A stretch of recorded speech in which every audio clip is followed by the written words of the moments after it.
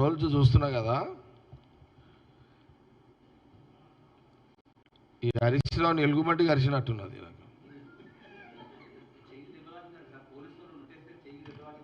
లే నాకు ఈ తుంకులాట చూస్తుంటే రోజులు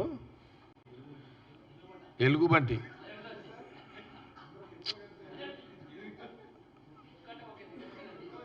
మీకు ఎలుగుబంటి గురించి తెలియదేమో చెప్తా.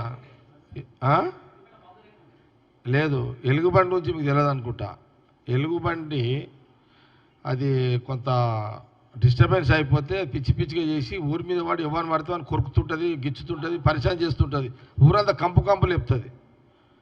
అందుకే ఏమో నాకు నిన్న 2 రోజులు హరీశ్రావు చూస్తుంటే ఇది కొంపదీసే మన ఎలుగుబంటి ఆడన హరీశ్రావు గరిచిందేమో, అందుకే 2 రోజులు ఇక ఈ బీఆర్ఎస్లో ఎలుగుబంటి గరిచినట్టున్నది. అందుకే ఇక ఊరి మీద పడి 2 రోజులు ఆ నిమజ్జనం ఎటుపోయిందో కానీ, ఏర్పాట్లు ఎటుపోయినాయి కానీ, వీళ్ళు ఆ పిచ్చి పట్టిన ఎలుగుబంటి దుంకులే అన్నట్టు టీఆర్ఎస్ వాళ్ళు నిన్న మొన్న అంతా అదే పని పెట్టుకున్నారు. అంత వీళ్ళంతా నాకు ఎలుగుబంటే గుర్తుకొచ్చింది. నాకు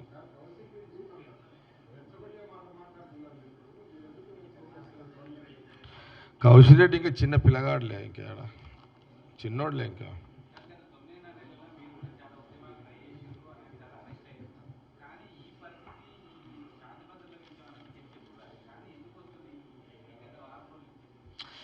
రాకేష్ ఒక మాట చెప్తున్నా, ఇప్పుడు వాళ్ళకి బీఆర్ఎస్ నాయకులకు అంటే ఇంక్లూడింగ్ కేసీఆర్ అండ్ కేటీఆర్, హరీష్ రావు వాళ్ళ ఫ్యామిలీకి మస్తిమితం కోల్పోయారు వాళ్ళు కొంత.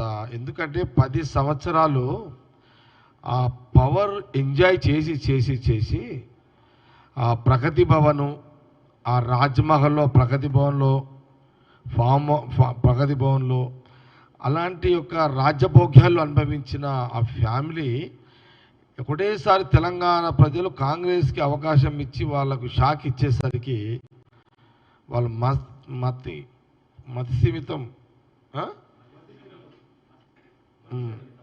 స్థిమితం కోల్పోయారు వాళ్ళు. నాకే బట్టి విక్రమ గారిని ఒకరోజు కలవనీకపోతే మైండ్ ఖరాబ్ అయిపోయింది అది చూస్తే. ఇక 10 ఏళ్ళు ఉన్నోనికి భవన్ ఇచ్చి పెడితే ఏం పరిస్థితి ఉంటుంది ఆలోచన చేయండి మీరు.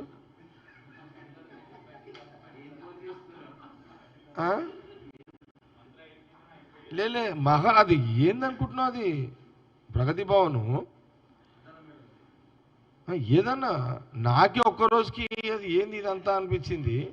అంత 10 ఏళ్ళు అలా ఎన్ని సంవత్సరాలు అలా అనుభవించి అలా ఉండేసరికి బయటకు వచ్చేసరికి అదొక పెద్ద షాక్ కేసీఆర్ ఫ్యామిలీ, కేసీఆర్ గారికి అదొకటి.